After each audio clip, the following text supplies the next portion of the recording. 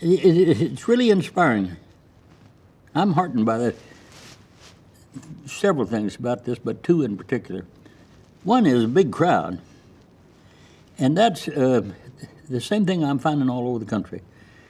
There is more activism right now than I've seen in my lifetime, with organizations like the Women's March and with Black Lives Matter and Indivisible and so forth. People want to do something. And the other thing that's inspiring about this is, and I find this everywhere, there are a lot of good people in this country doing things. And I think if we just somehow organize all these people that are doing some piece of the problem, we'd be a really strong and active majority. I was born in a two-room house in 1930, grew up in the Dust Bowl and the Depression. My dad had a third-grade education, my mother eighth-grade education, worked hard all their lives. I went to the university the first semester. Well, first I learned a trade so I could work my way through school. I became a printer. And the first semester I was at the university, the total tuition was $48. Higher education was virtually free. Well, my grandson can't do that. First of all, the tuition is really high anywhere now in public universities, and they're not those kind of jobs.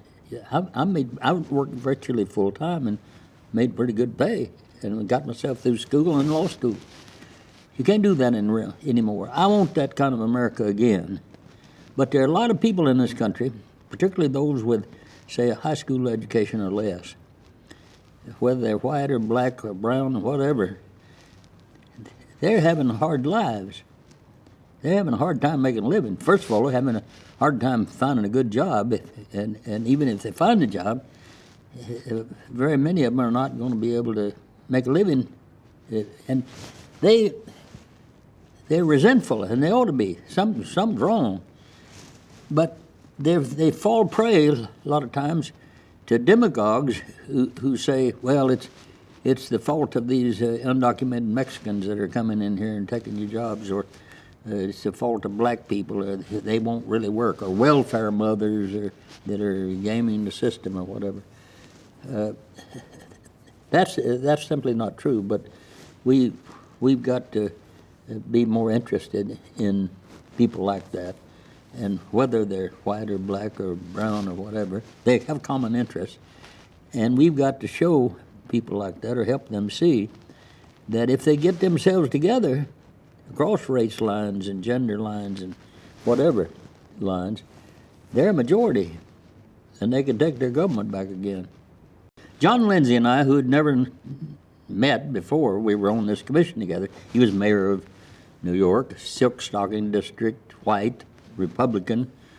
Here I'm a Democrat, grown up as I did in Oklahoma, and but we just hit it off at once. We became really close, and we ran that commission, as a number of people have said. And we came into the White House, and Johnson's shaking hands with us. His eyes were kind of hooded. When he was talking to me, you knew he wasn't too happy. He rejected it. He would not meet with us to receive it.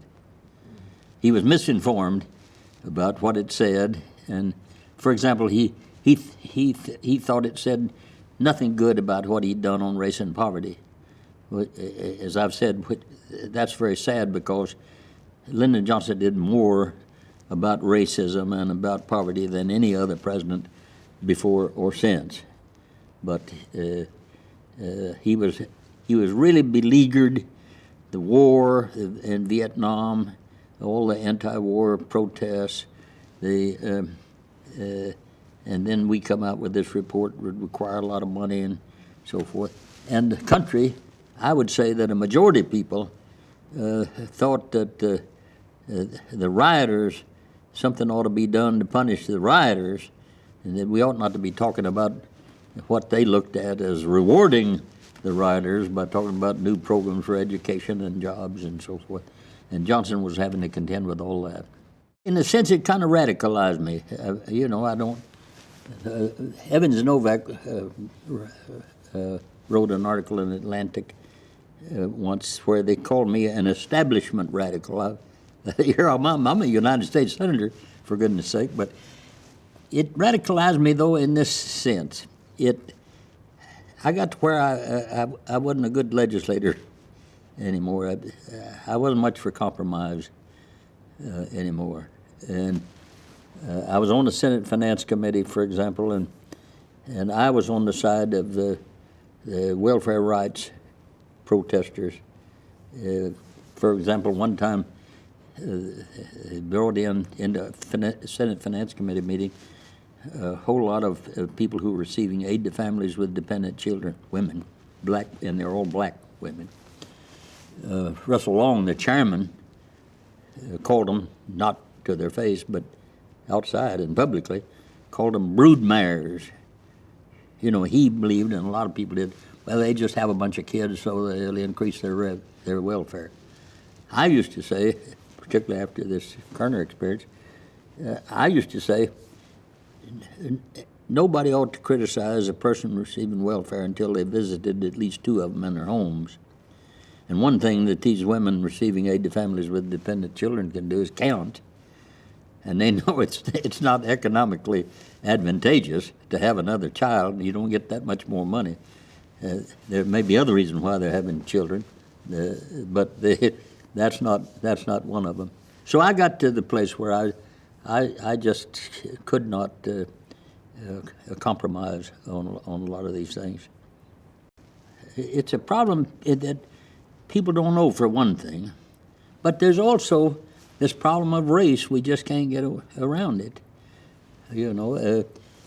There's an economist, a really good one, named Piketty, who's said you really can divide the political parties between two kinds of elites.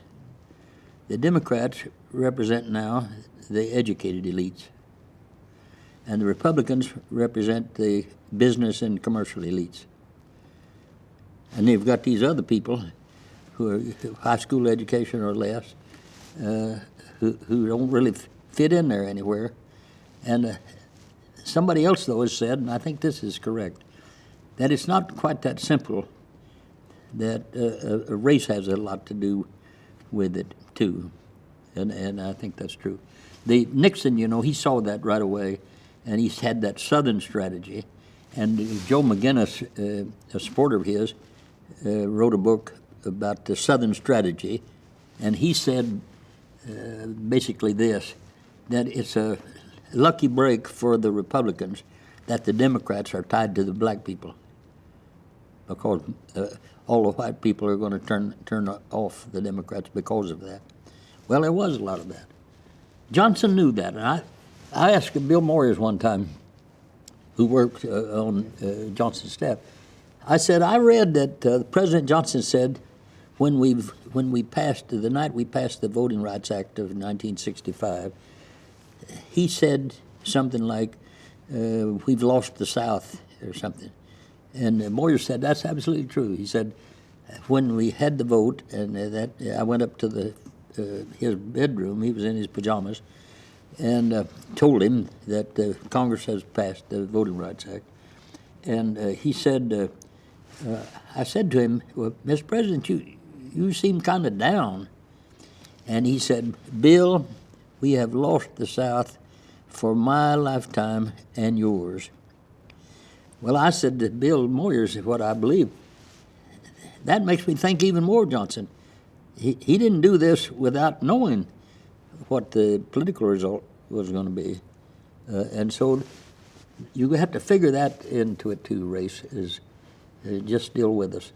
And you look at states and how they vote and so forth, you can't come to any other conclusion that that's a part of it. I've puzzled over this a lot. I spent a lot of time at it. And that's a difficult question to answer, because how do you talk to people like my dad, if my dad were still alive? He doesn't watch the same television I watch. He doesn't read the same stuff I read. And he doesn't mix with the same kind of people I mix with. And how are we going to communicate with him? I don't know the answer to that. It's really difficult to be heard. I think if I could, I know that I've done this many a time. If I could sit down with the group together, they'll go away convinced.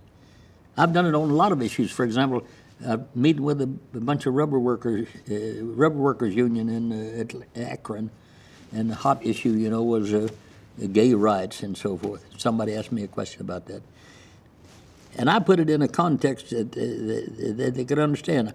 I said, listen, the government's got enough to do without poking around trying to find out what people are doing in the privacy of their own homes. They applauded me. And I've done the same thing. I was just talking about this a while ago.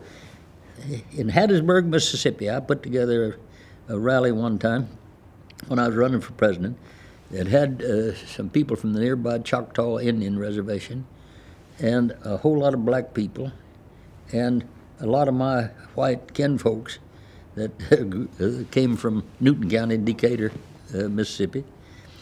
And I told them this story. I said, I was in Minneapolis last night, and I told them I was going to come to Hattiesburg today and put together the best looking political rally anybody ever saw, or the damnedest race riot, one or the other. And I got them to applauding, and I got to talking to them about their common interests, and they liked it. And a white great uncle of mine came up afterwards, and he said to me, and he actually had tears in his eyes, as I was just saying a while ago. He said, Freddie, he called me Freddie. He said, Freddie, I've waited all my life to hear somebody talk like that. So I know we could do it if we could communicate, but it's really hard today to communicate.